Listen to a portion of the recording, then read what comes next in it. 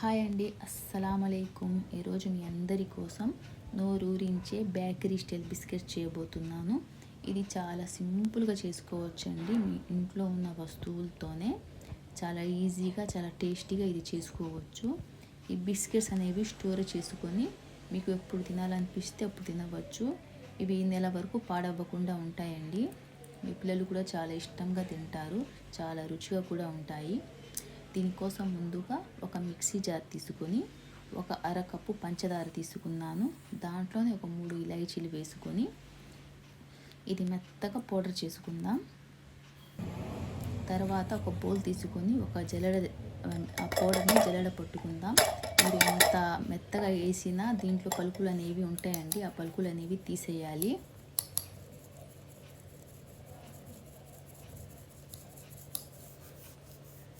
చూడండి, పలుకులు తీసేసి తరువాత ఒక అరకప్పు నేను నెయ్యి తీసుకున్నాను.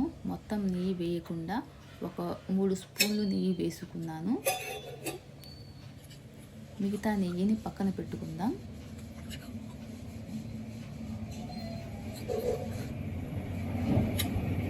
తరువాత ఈ పంచదారని, ఈ నెయ్యిని బాగా 2-3 నిమిషాల వరకు బాగా కలపాలండి.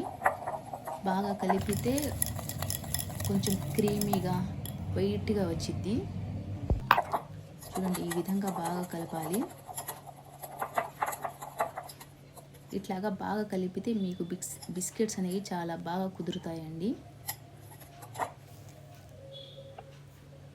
తరువాత దాంట్లోనే జల్లెడ తీసుకొని ఒక కప్పు మైదా పిండి తీసుకున్నాను. నేను ఒక కప్పు మైదా పిండి తీసుకున్నానండి. మీరు కావాలి అనుకుంటే గోధుమ పిండి అయినా తీసుకోవచ్చు, కొలతలు అనేవి మారవు.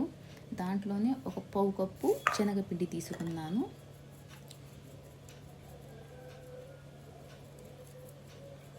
తరువాత ఒక అర స్పూన్ బేకింగ్ పౌడర్, ఒక చిటికెడు సాల్ట్, మీరు ఇంట్లో ఉంటే ఒక 2 టేబుల్ స్పూన్లు మిల్క్ పౌడర్ అయినా వేసుకోవచ్చండి. అవి వేస్తే ఇంకా బాగా బిస్కెట్స్ చాలా రుచిగా ఉంటాయి, లేకపోతే పర్వాలేదు. చూడండి, ఇట్లా పొడి పొడిగా ఉంటే కొంచెం పాలైనా, మేము తీసి పెట్టుకున్న నెయ్యి అయినా ఇట్లా కలుపుకోవచ్చు. మేము చపాతీ పిండి కలుపుతాం కదా, అట్లాగా సాఫ్ట్గా ఈ విధంగా కలపాలి. ఈ కలిపిన పిండిని ఒక 10 నిమిషాలు పక్కన పెట్టుకుందాం.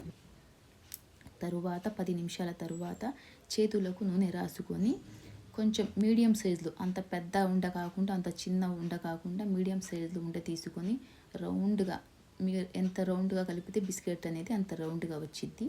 మీకు రౌండ్గా చేసుకొని కొంచెం మెత్తగా ప్రెస్ చేస్తూ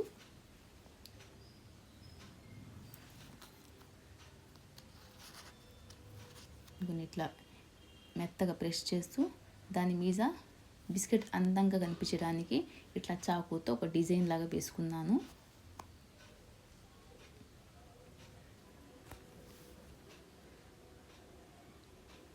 ఈ విధంగానే రెండో బిస్కెట్ కూడా మరి మందంగా కాకుండా, మరి పల్సగా కాకుండా కొంచెం మీడియం సైజులో చేసుకోవాలి.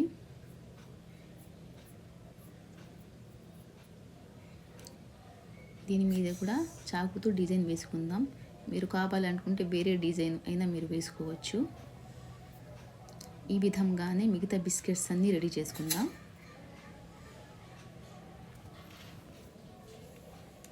తరువాత ఒక ప్లేట్ తీసుకొని దాని మీద నూనె అప్లై చేసుకుందాం. తరువాత కొంచెం మైదా పిండి కూడా చల్లుకుందాం.